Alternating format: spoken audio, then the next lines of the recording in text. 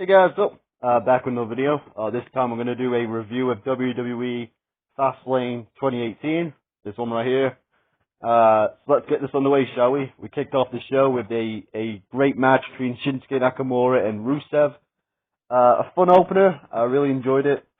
It was exactly what it needed to be, with Shinsuke Nakamura winning the Royal Rumble in January and going on to WrestleMania to face the WWE Champion, whoever that may be, as we find out in the main event. And he needed a big win to keep him strong going into WrestleMania.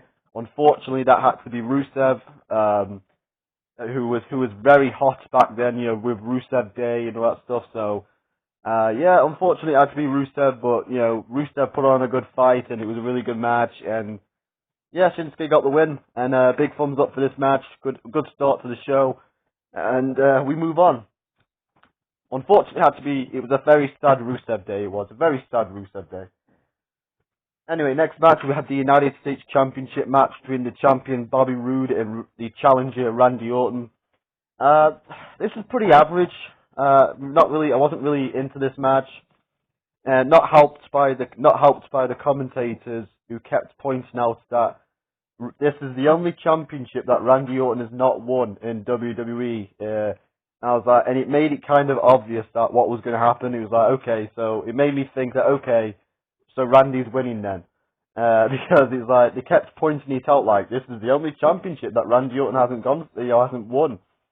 And, it's a shame really, because I thought Bobby Roode was just getting going as the United States champion. But, it was what it was. Randy Orton got the win, to become the United States champion. I wish they would have, spread it out a little bit longer, with Randy Orton having to work to get to the United States Championship rather than winning it on his first attempt. But the match itself was pretty average. Didn't really care too much about it. And then afterwards, after Randy Orton won, he was attacked by Jinder Mahal. And then Bobby Roode made the save and laid out Jinder Mahal, and then laid out Randy Orton. So that sets up the WrestleMania match, which ends up changing throughout the way to WrestleMania, but we'll get to WrestleMania another time. We'll get to that. That's another story for another time, as I say. Next match, we have Naomi and Becky Lynch taking on Carmella and Natalya. This was okay. It was alright. I didn't really care too much about this match. I'm always a big fan that when Becky Lynch is in action, really always fun to see Becky Lynch in action. But unfortunately, the way she was booked back then, it's kind of crazy how nonchalant she was booking wise. Like how she just felt like she was just there. And her and Naomi teamed up against Carmella and Natalya in this one. It was kind of a pointless match. It was okay. The match was okay itself. It just felt like I could have seen this on Smackdown or the kickoff show. It didn't feel like it needed to be on the pay-per-view, and it didn't really do anything for any of the four individuals involved. As Carmella would pin Becky Lynch here, but it didn't really do anything for Carmella, because Carmella didn't really gain anything in the victory because she was already Miss Money in the Bank. So, if anything, it devalued Becky in a way, but of course Becky would have her moments later in the year, so not too fussed about it. But it was a bit weird watching Becky just be there rather than being the man. So yeah, very sombering match here. Didn't really, it was what it was. As we move on, and Carmella and Natalya got the win. Next match, we had the renewal of a rivalry as the Usos took on the New Day for the Smackdown Tag Team titles. This was an interesting one because they had a feud in 2017, over the SmackDown Tag Team titles, which went most of the year. Like, it went from like Money in the Bank in June to September, October with the Hell in the Cell match. So they pretty much sealed the deal when it came to the the rivalry. They basically did it all in the rivalry. So it was kind of weird seeing them, renew the rivalry here. And I was wondering how they were going to do it, how they were going to, how they're going to outperform, try to overtake the what's the word?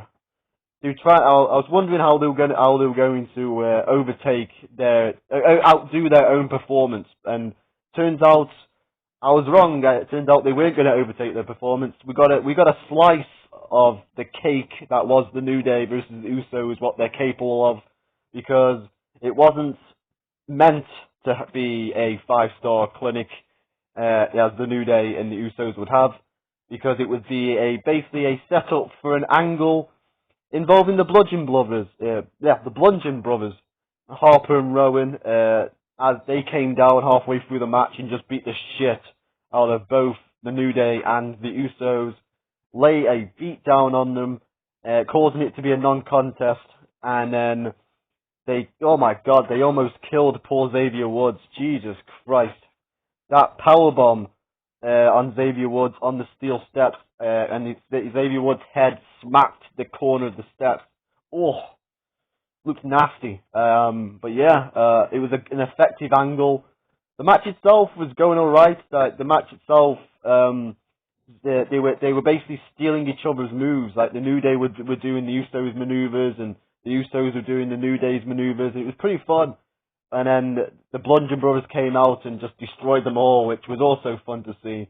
Except that Xavier Woods part, which was I would not want to take down in a million years. You know what I mean? So yeah, it set up the WrestleMania match. Yeah, so a lot of this pay-per-view was setting up WrestleMania. So you might hear me say that a lot, with setting up a WrestleMania match. But this one was okay. The beatdown was awesome.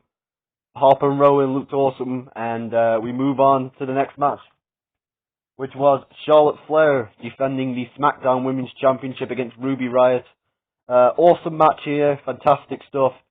Charlotte Flair retained. It's kind of obvious that Charlotte Flair was going to retain, but Ruby Riott looked good in defeat, and a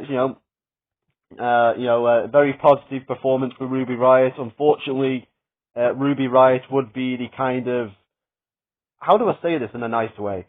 She would be the kind of person who would be inserted into a title match in between the two big shows. So this was Charlotte's last championship title defense before WrestleMania. So which would be the real feud at WrestleMania. So just to keep the champion busy, just like Nakamura early in the night with Rusev.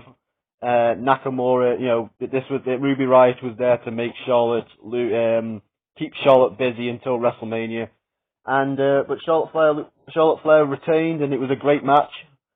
And then the WrestleMania program with Charlotte Flair was revealed after this match, as the Miss Royal Rumble winner Asuka would come out and point at the sign and challenge choose Charlotte Flair to face at WrestleMania.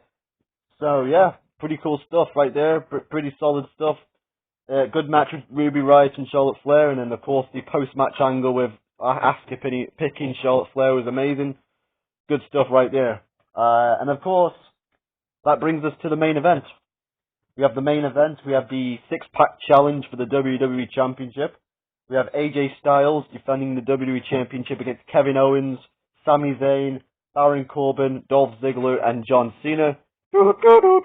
John Cena, he's there again.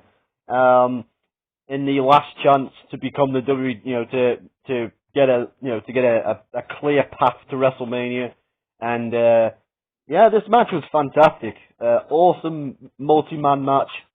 AJ Styles was phenomenal, no pun intended. You had the rift in the friendship between Sami Zayn and Kevin Owens, as they both wanted to become the champion. You had Shane McMahon out there, who was the commissioner at the time, and he kind of cost Kevin Owens and Sami Zayn the pin, continuing their feud going into WrestleMania. Dolph Ziggler was there. No offense to Dolph, he was just there. He did some good maneuvers, but he was just there. Baron Corbin too, and Baron Corbin looked impressive. I kind of forgot about Baron Corbin and his long hair. I don't know how, because I watched the Royal Rumble a couple of weeks ago, but I think he looked really cool in that lone wolf gimmick.